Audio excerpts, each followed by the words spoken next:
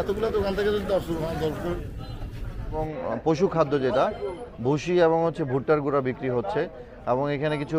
ভুয়া লেবেলিং দেওয়া হচ্ছে, যেটা সেনা কল্যাণ সংস্থা এবং আমাদের খাদ্য অধিদপ্তরের কিছু ভুয়া লেবেলিং ইউজ করে তারা লোকাল পশু খাদ্যগুলোকে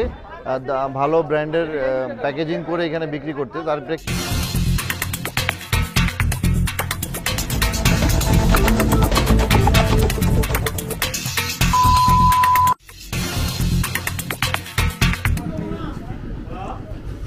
বড় অন্যায় করছে তো।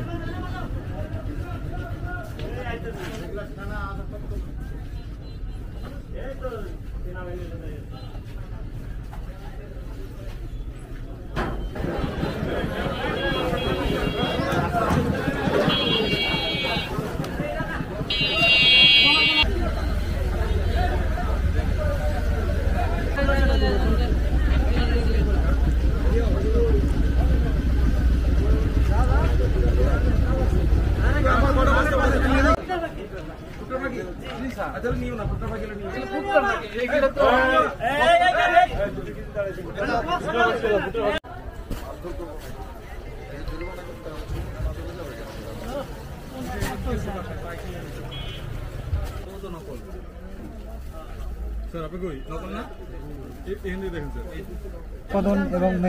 মেয়াদোত্তীর্ণের তারিখ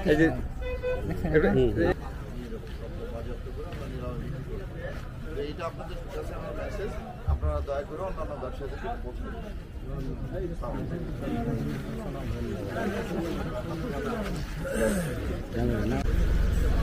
গাড়িটা ছোট হয়ে গেছে,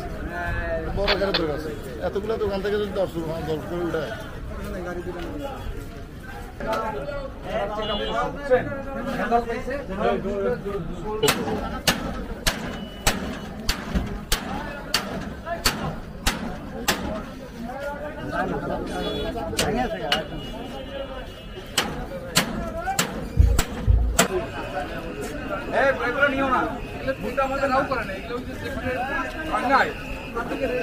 এপ্রিল আমরা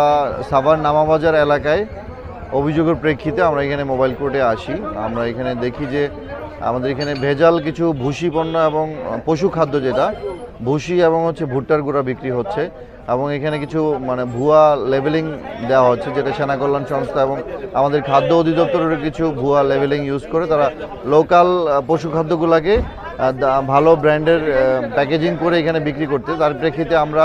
ভোক্তা অধিকার সংরক্ষণ আইন 2009-এর 41 ধারায় দুইটি প্রতিষ্ঠানকে 1.5 লক্ষ মোট 3 লক্ষ টাকা অর্থদণ্ড করা হয় এবং বাকি যেই ব্যবসায়ীরা আছে এখানে তো সবাইকে সতর্ক করা হয় যেন